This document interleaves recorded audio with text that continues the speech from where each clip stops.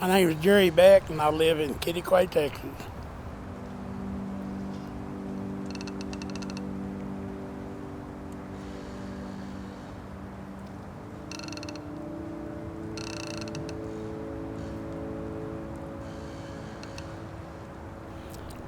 Okay, kind of the only way to get to the end is to start at the beginning. I was when I was 7 years old, my parents divorced, and I lived with my grandmother, and she was Pentecostal, so she had me in church every time the church doors open. I mean, she taught me about the Lord when I was young. But when I got to be about 14, well, I kind of rebelled, and I turned away from the church, and I did what teenagers do, and I got married when I was 18. Married a little old girl, and we lived together for 60 days. Actually, just long enough to get her pregnant. And but I just pretty sorry individual, and I pretty much threw her out in the middle of the night. She was pregnant. I joined the Army more or less to get out of being responsible for a wife and baby, and got sent overseas. I drinking over there and doing a little harder drugs, old hash and LSD and stuff. And I got in a bad car wreck in Germany that nearly killed me, and they sent a priest in to talk to me, and I ran him out of the room. I told him I was an atheist, and I didn't believe in God, and I didn't want him anywhere around me. But I wasn't afraid of dying. That's the main thing. I wasn't afraid of dying because I knew that from what my granny taught me, I knew there was a God, and I knew they always said God has a purpose for you in your life. And since I never had done anything he asked, I knew I couldn't have done what he wanted me to do, so he wasn't going to take me then. I came home, and I divorced my first wife, married the second one. We had 3 kids, and all the time I'm still steady on the dope, steady on the drinking. Had a real bad meth habit, and to support my habit, I had to start dealing drugs. I was selling meth and down in Dallas, and I finally got run out of Dallas, so I came back to Turkey, Texas. Thought, well, I cleaned my life up. I go back to small town where I grew up. I came back here, and there wasn't anybody dealing drugs, so that just made me the new drug dealer. So I didn't change nothing. I guess the point I'm making is I spent most of my life trying to change myself, and I never could do it. Well, I thought I could get straight and stay straight because I'm pretty hard-headed, so I went to police academy. Got out of police academy, came back to Briscoe County, right here at Kittiquay, and I went to work for the sheriff's department and consequently ran for sheriff. I won the county sheriff by a landslide. Even after these people knew what my past was, they were still willing to forgive me and make me their sheriff. For 8 years I stayed clean. I didn't take a drink, didn't touch drugs, I didn't do any of that stuff, and I pretty much thought I'd heal myself. I didn't give any credit to God whatsoever. And I divorced my second wife.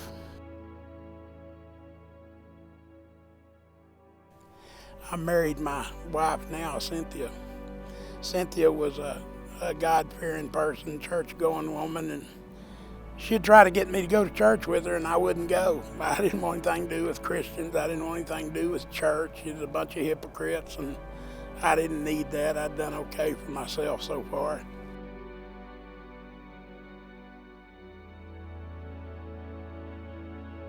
Where the story with Little Man begins, we were going to Silverton one day, and about 7 miles from here, I was driving by and I saw a colt, little yearling colt out in the pasture about half a mile away. Couldn't hardly even tell what he looked like, but I just knew that I wanted that horse so bad. I just never wanted anything that bad in my life, and I'd never wanted a horse before.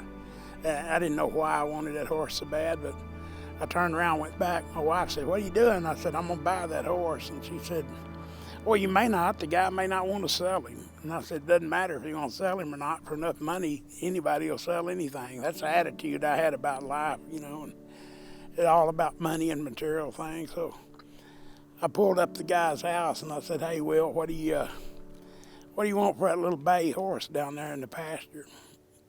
He said, "Oh, he ain't for sale." He said, "I bought him." Said, he's registered. He's out of good stock, bark car horse." And said, "I bought him for a stud horse and I don't want to sell him." And I said, "I got $750 in my pocket I'll give you right now for the horse." Well, the horse probably wasn't worth $300-400. And he said, "Sure, I'll take it." And I said, "The deal is you put him in my round pen at my house. And if he's in my round pen in the morning, then we got a deal. If he's not, then we don't." He said, "Well, I want the money up front." And he said, "I'm going to tell you, I'm going to have to rope the horse because nobody ever touched him. He never had a human hand on him." And he said, "If I rope him, break his neck or kill him," said, he's still your horse, dead or not." I said, "Just be careful with my horse." So I gave him the money, and next day I came in, and there's a little horse in my round pen. And boy, he was waspy and wild, and he just big-eyed and scared to death of me. Well, I waited forever, for hours, and finally the little horse, he'd come over and he'd get about 3 or 4 feet away from me, and then he'd get scared and take off. Finally, he got thirsty enough, hungry enough, he come over and got him a little water, and he stuck his head down that feed bucket, and when he did, I slipped a halter on him.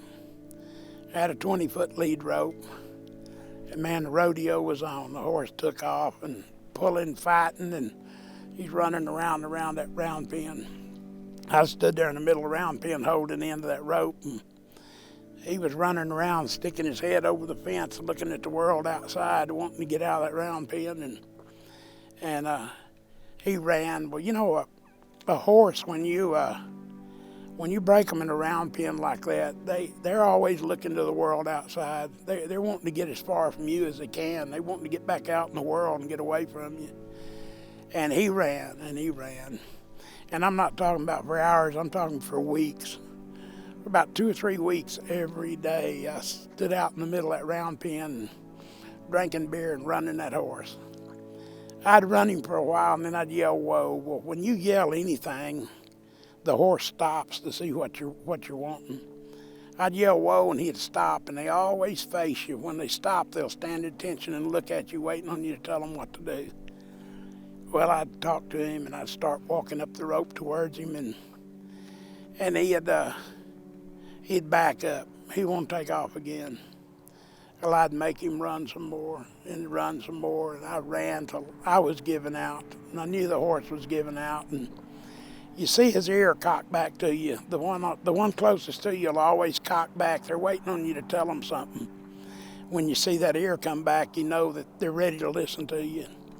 And then you see their shoulder drop. They're giving out, tired, and they're ready to stop if you'll just tell them what to do. So after we do this for 2 or 3 weeks, one time I yelled, "Whoa," and he stopped, turned facing me, stood at attention. I started easing up that rope, talking to him. I was saying, "Little man, I ain't going to hurt you. I'm not here to hurt you. I just want to help you. And if you'd listen to me, well, we could avoid all this." Well, I just talked to him, walked up to him. When I got up to him, I reached out and touched him on the neck, and you could tell he was afraid because he just quivered all over when I touched him, but he stood there. I told him, I said, "Little man, it's going to be okay, buddy." I said, "All you had to do is just listen to me. Just do what I ask you, and we could have avoided all this."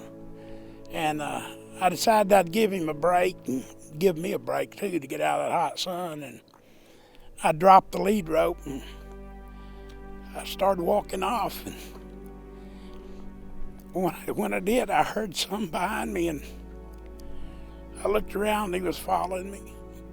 And he, every step I took, he was right behind me.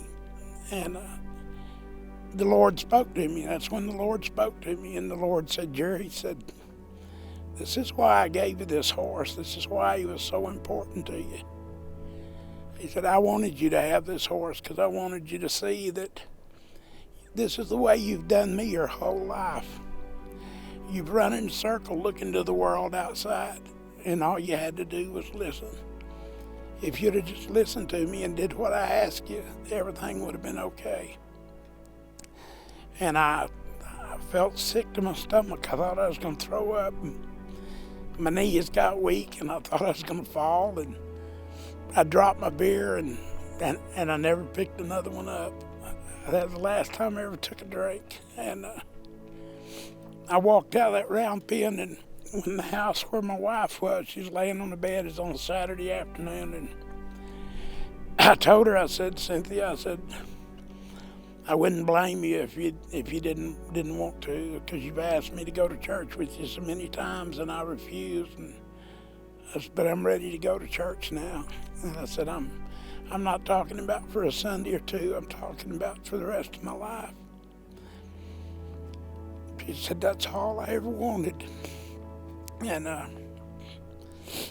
we started going back to church, and I kept my promise to the Lord. I've been there every Sunday, except for a few times that I was sick and couldn't go.